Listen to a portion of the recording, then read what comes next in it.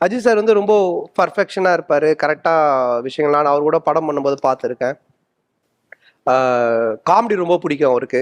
ஏதாவது ஒரு விஷயம் காமெடி பண்ணா உடனே கூட சேர்ந்து ஒண்ணு பண்ணணும் அப்படின்னுவாரு.